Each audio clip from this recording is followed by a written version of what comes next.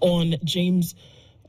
Coming in from James Gishuru, some traffic as well. Just going to take a quick look at what's coming off of Wangari Maathai Way, as well as both directions on Kiambu Road. That's very busy. Waiaki Way is busy. And all this traffic coming in from Lavington out towards Waiaki Way is doing the thing. Ngong Road, very busy as well. Coming off of Naivasha Road through towards the city this morning. Langata Road is starting to pile up, and it's going to be a busy Monday. Let's keep talking. Spice FM KE on X, hashtag The Situation Room. Spice FM, Malindi. Mature, intelligent talk every morning. Spice up yourself.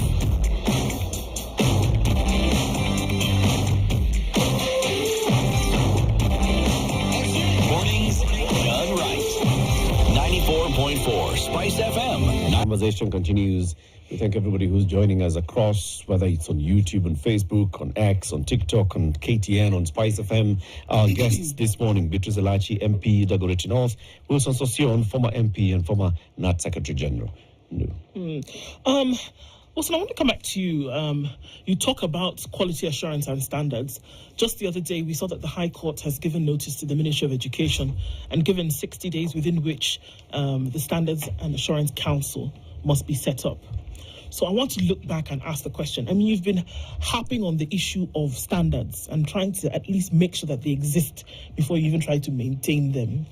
Why was this not done before? The education officers around the country, they work for the Ministry of Education. This is the job that they're supposed to do. Why has that not happened? Let's even say 5 years. Let's not talk about 20. You know, in the dictionary, there is a word called impunity. And when individuals choose the route of impunity, this is what we witness. There is no education system in any jurisdiction anywhere in the world that goes on without being regulated. And it is regulated by the inspectorate section. And these are common practice in all the Commonwealth countries. To the extent that if the president today would want a report about, say, Endarasha and the school fires, that report will not be submitted by the minister. It is not the business of the minister. It is the business of the chief inspector of schools or the director of quality assurance who is mandated by law. When we were writing the Basic Education Act 2012, yours truly was the national chairman at that time, and Mutula Kilonzo was the cabinet secretary education. We put in section 64, clause 64 of the Basic Education Act, establishment of Education Standards and Quality Assurance Council. And a semi-autonomous entity within the ministry that would recruit the best teachers and conduct the business of quality assurance. But the cabinet ministers who assumed office during Jubilee administration rubbished that clause, deliberately refused to establish the Education Standards and Quality Assurance Council, and essentially that department almost ceased to function. It was not funded. It never recruited new officers. Why would they do that? And why would they deliberately refuse to do something which essentially would actually show that you're doing your job? I would also like you to go there and ask them why they did that. We did raise these concerns, but there was a fear that an independent entity would take away some of the authority of the ministry. But I think there's more than meets the eye. Where there's money, there are always cartels. There's always somebody who wants to be there. The interest, because if you track the disbursement of free education money, there are things you can't explain. If you tell Kenyans that every child is receiving 22,000 shillings in secondary school, and the money that really gets to school is 16,000, and some of the money is retained at the headquarters to buy books and to do other things, then you can see a lot of accounting queries. And if you tell head teachers to return some, I think 10 shillings per child to the ministry times 15 million children, that translates to how many millions? And that tells you that there are vicious cartel interest making money out of this. And if you are to make money, you don't need an extra eye to watch over you. And I dare say the funding system of free education in Kenya is invested by cartels who do not want a working regulatory entity like the quality assurance. I dare say so, and I'll be vindicated with time. And you look at the policies that have been brought in also, it's more business oriented, including even the rollout of CBC, which it was not done professionally. You can change a curriculum, nothing wrong. Bring in CBC today, bring in DDD something the next day, but do it professionally. That's what we said. But when we elect not to do things professional, that's where we go wrong. So I want to ask a question about Latif, essentially, ministers have elected which clauses of the law of basic education they want to comply with and which ones to violate. So clause 64 has not only been violated, it has been defiled by previous ministers. Because how do you run education without quality assurance in place? And I'm happy the court returned a verdict the other day and gave the new minister 60 days. And I've checked with the minister, and he's keen to ensure that it is established. And so we are waiting for the expiry of 60 days, without which we will be going around in circles with all these issues. We will be back here. Never talk about mounting education without a regulatory body in place to guide you, to tell you when you are going wrong and what to do. Please inform us, Wilson.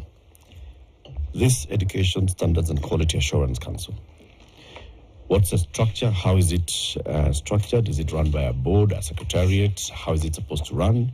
And what mandate does it have? You say it's semi-autonomous. First of all, let's begin from known to unknown. Yes. In the Ministry of Education, previously, before the name was changed from Inspectorate, it was changed to Quality Assurance to look more friendly, so that it doesn't look like it is police-like. It looked very polite. It looked polite. Inspectorate is still... but when it was Inspectorate, do you remember there was a person called the Chief Inspector of Schools? Yes. Yeah. He is the one who would close schools and open schools. He would declare the date of closure and the date of opening, not the minister. And that inspectorate was made up of officers at the national, at the province, and at the district. Yeah. And for you to be recruited into the inspectorate at all levels, you must be an exemplary teacher. So exemplary teachers, the best of the best teachers, are recruited into the system. And under the law, an inspector would visit any school anytime. Anytime. And sit in class. Yes. They would come and sit behind. Yes. As the teacher is teaching. Yes. So these are men and women who are expected to enforce standards and regulations and guidelines of the ministry, circulars of the ministry, to check whether each school is doing so. And therefore, they are free to visit every school anytime. Okay. And individually or collectively. Sometimes you'd have joint national inspection program. That, of course, you get all the inspectors. They're inspecting Nyanza province this month, and then they generate reports and share with the stakeholders. Next to the other month, they're inspecting Eastern, and then now they can generate national reports, so that at the end of every term, you have a quality assurance and standards report on everything, including performance of individual aid teachers, that would inform who to transfer and who not to transfer, who to demote, who to discipline. And these inspectors would report all of them to the chief inspector. Correct. Who did the chief inspector report to? Of course, the chief inspector reports to the minister. Okay. Or at exceptional level is answerable even to the president. And let me tell you, during times of Moi, because you were lucky to have had an exemplary teacher as a president, if he needed a report on performance of institutions or schools, he will not get it from the minister. The minister is the administrative head of the ministry.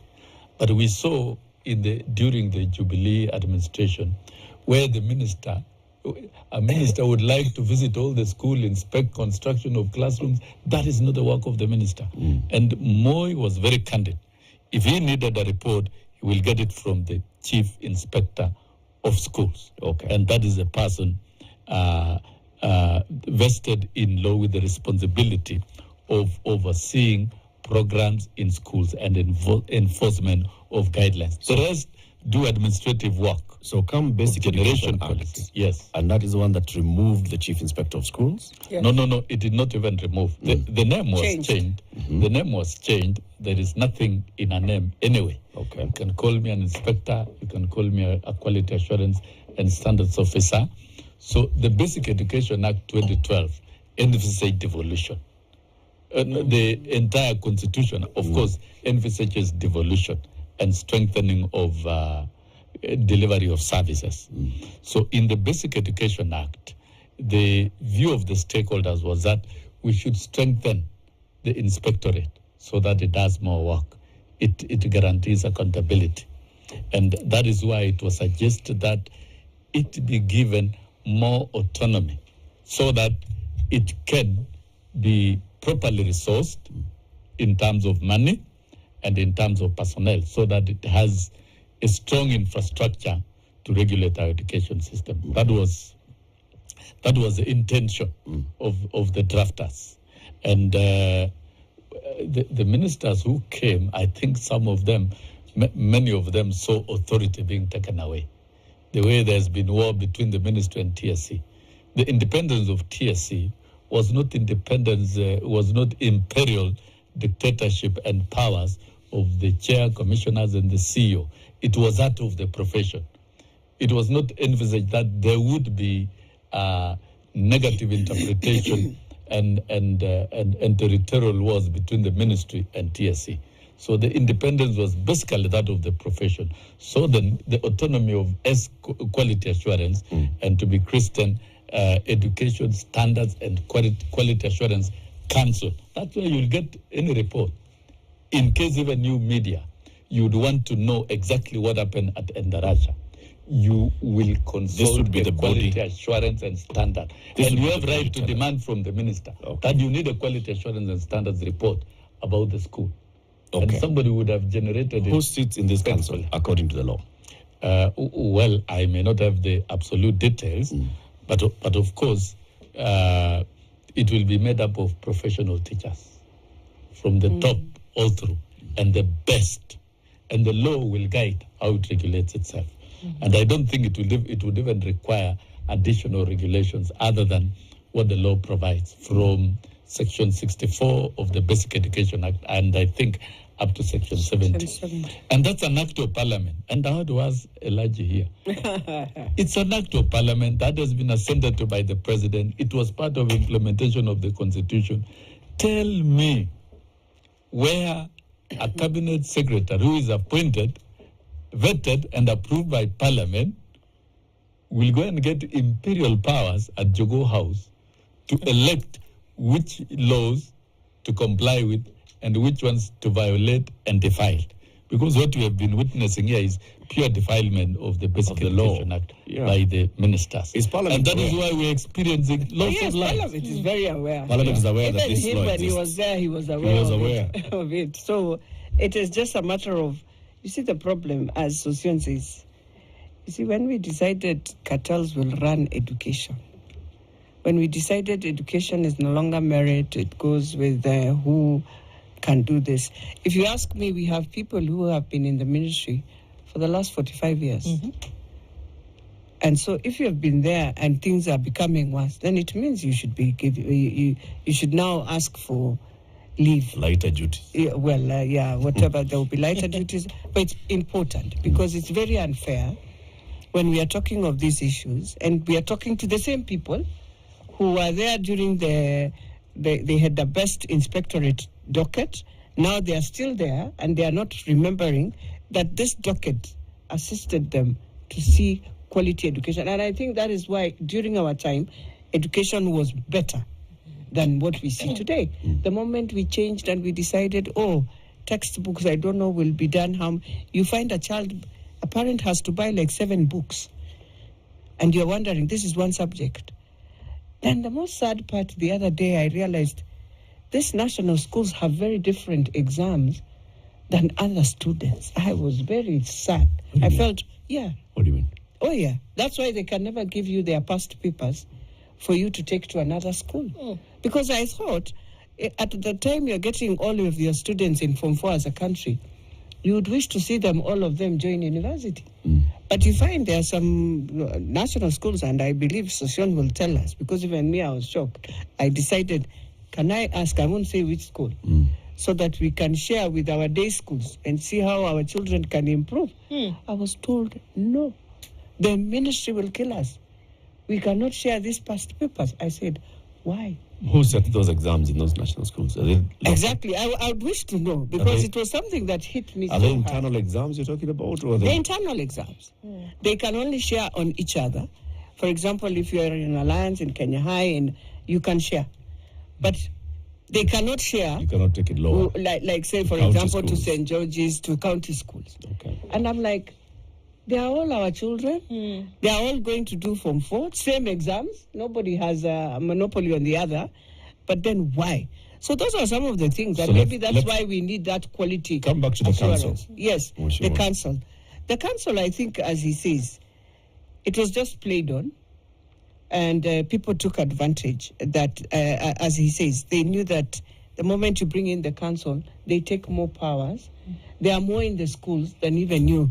So you get that fear that people will respect the council more than they'll respect you. So So it's is it not a? If I'm sorry, it's just to interject. Is it not a confirmation then of the thoughts that Wilson had put in earlier? Because it's money. yeah, it's money. There's money that's trying to be protected. So if It's you money. welcome a council, essentially that is going to be checking and balancing on everything you do, Yes. that is going to pose a threat to the money that you Because control. even when the council is there, it will come and say, Ministry of Education, you have not sent the capitation. Yes. Ministry of Education, schools are now in pending bills.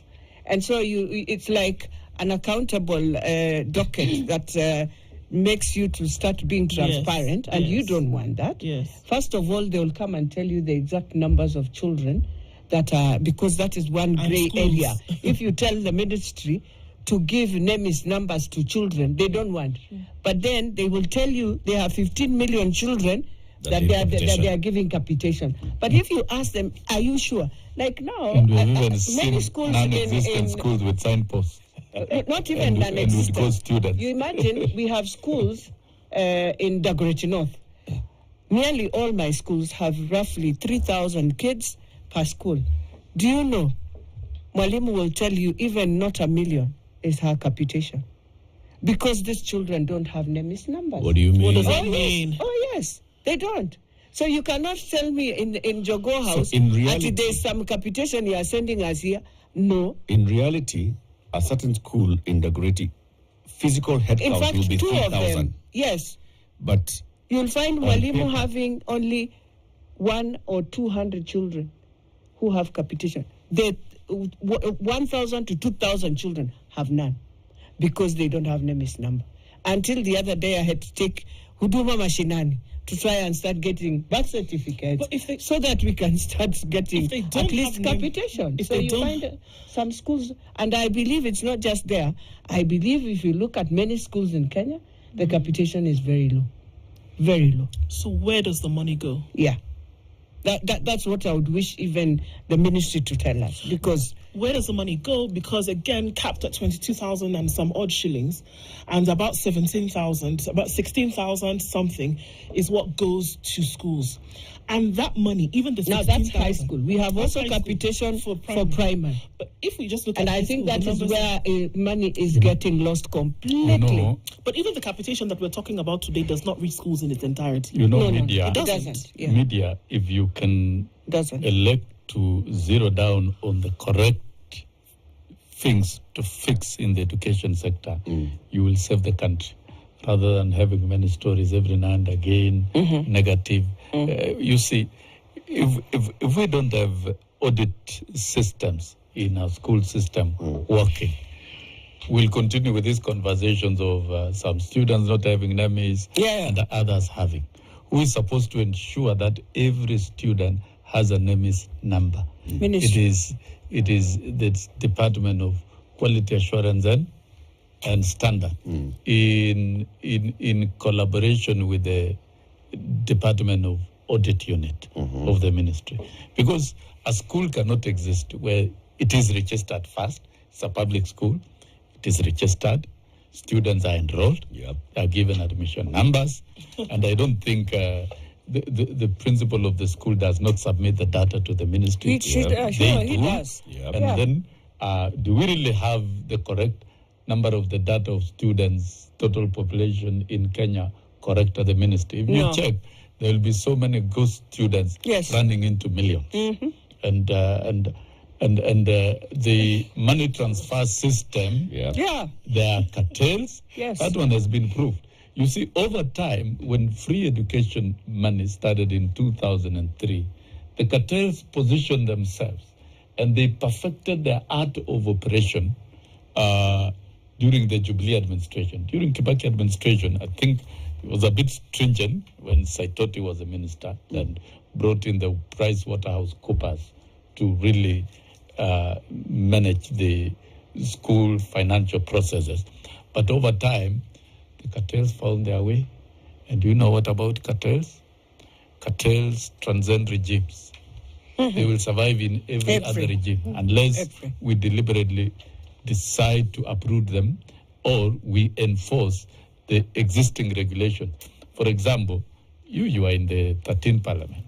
You are not in the 12th parliament. No. And this is the 13th. No, this is the 13th. Yeah, this is the 13th parliament. Yes. You are not in the 12th parliament. I was in the 12th parliament. There was the 11th parliament. And the 10th parliament is when this Basic Education Act was enacted. Yes. Has anybody really ever bothered to ask why it has not been Fully implemented. Really. And the current Committee of Education. The most interesting thing you is know, that these cartels also when we go to are Bunge, able to teachers are the compromise. ones who are in the education committee. They Most are people who have been in able to the compromise. education It really doesn't. system are the ones again there. I have been there myself. Yeah? And I know how it operates. You know when the cartel is in the room. You can tell. You can sense Yes. it. The cartels sit there in the room. The cartels control everywhere. And that's a fact. Because if really we wanted to implement this ESCAT aspect, we should have done it before 2013. Yes. And that is when we'll answer the question that Elijah is talking about. She never needed, as a member of parliament, to personally collect those numbers and go and complain in Jogo. There should be an It officer is the doing quality. That office should have done so and reported. And that data, we have seen, we have visited many countries and we have seen how education is managed and how that data is managed and how money is dispersed. For example, Malaysia. Wilson, let's take a break. If I give you we'll come back after the news. We'll give us the example after the news. We are coming to the top of the hour. Wilson Sossion, former Secretary General and former MP, former Secretary General of the Kenya National Union of Teachers and former Member of Parliament, and Beatrice Elachi, who is a Member of Parliament for Dagoretti North, are here. We are interrogating our education sector. What's ailing it and what's not. Some basics. Wilson is saying that thing is infested with cartels who've been running it left, right, and center. No control whatsoever from others. It's 8 a.m. news time. This conversation continues after the news.